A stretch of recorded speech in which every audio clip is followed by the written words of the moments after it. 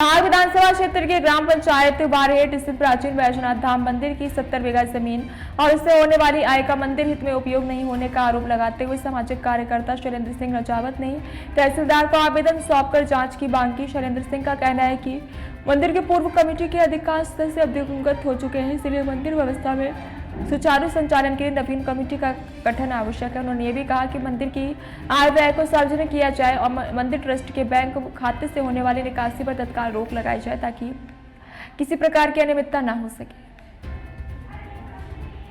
आपके द्वारा एक तहसीलदार महोदय को आवेदन दिया गया है वैजनाथ धाम मंदिर की समस्याओं को लेके।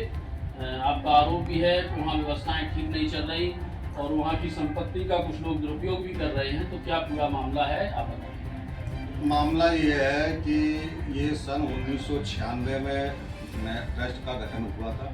इसके पूर्व पहले वहाँ जीर्णोद्धार समिति बनाई गई थी और जिसका वर्तमान उस समय ग्राम पंचायत बारहेट और जौनपुरा के सरपंच नवाब सिंह थे और हमारे पिताश्री श्री अर्जुन सिंह बारहेट और कुछ गांव के राजेंद्र सिंह हैं और अन्य लोगों द्वारा उसका जीर्णोद्धार समिति बनाई गई थी। उसके अध्यक्ष पिताजी हमारे अर्जुन सिंह को बनाया गया था और महाराज सरावली वाले महाराज के द्वारा वहाँ जीर्णोद्धार की शुरुआत की गई थी। शुरुआत होने के बाद फिर किन्हीं कुछ लोगों ने अपनी मन मर्जी से और अपने साठगांठ करके और ट्रस्ट का गठन किया गया और गठन होने के बाद आज तक वो चल रहा था। उसमें सभी दिवंगत हो गए, जो भी सदस्य थे वो सभी दिवंगत हो गए हैं। उनमें से शायद मेरे अंदाज में है 16 लोग दिवंगत हो गए हैं और 4-5 लोग शेष हैं अभी।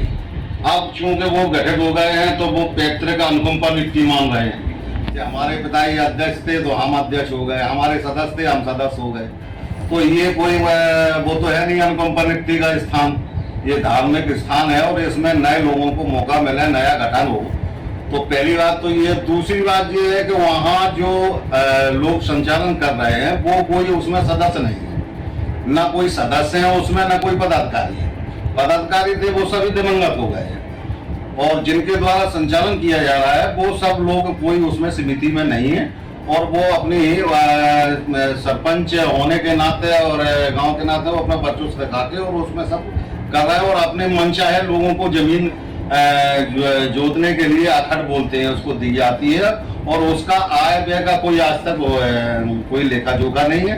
और सन 1996 तक शायद हमारा आज तक ऑडिट भी नहीं हुआ है और पैसे का जो रिकॉर्ड है वो आज तक शासन के संज्ञान में नहीं है और ये सारा संज्ञान में आना चाहिए कि वहाँ निर्माण कार्य हुआ तो वो कैसे हुआ और कैसे किस फर्म को पैसा दिया गया है, किसे विड्रॉल किया गया, ये सारा। दूसरी बात ये है कि फिर अभी जब से कोषाध्यक्ष, सचिव और अध्यक्ष दिवंगत हो गए हैं उस समय से उस पैसे का संचालन कौन कर रहा है। प्रश्न इस बात का है कि संचालन कौन कर रहा है और ये पैसा कहाँ है और अगर है तो उस पर शासन को होल्ड लगाना चाहिए।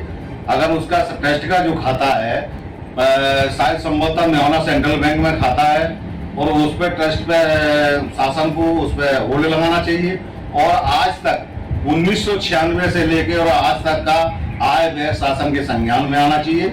ये हमारी बात है और हमारे गांव के और सभी आसपास के जो लोग हैं उनकी ये मांग है शासन से कि ये पूरा शासन के संज्ञान में आए और पुनः जो दिवंगत हो गए हैं सदस्य पदाधिकारी तो पुनः उसका गठन किया जाए। जैसे कि आपने तहसीलदार महोदय को आवेदन दिया है और स्थानीय प्रशासन द्वारा ठीक कार्रवाई नहीं होती, संतुष्टिजनक कार्रवाई नहीं होती, तो आगे आपकी क्या प्रतिक्रिया रहेगी? अगर हमारी स्थानीय तहसीलदार को आवेदन दिया गया, हमको आश्वस्त किया गया है और अगर इधर कार्रवाई अगर हमारी उचित और संतुष्टपूर्ण नहीं होती है तो इसके लिए धर्मस्व विभाग भी जाएंगे, जिला अधिकारी से भी मिलेंगे और आगे भोपाल तक सीएम तक मिलने की पूरी प्रयास करेंगे, उनके संज्ञान में भी लाने की बात है।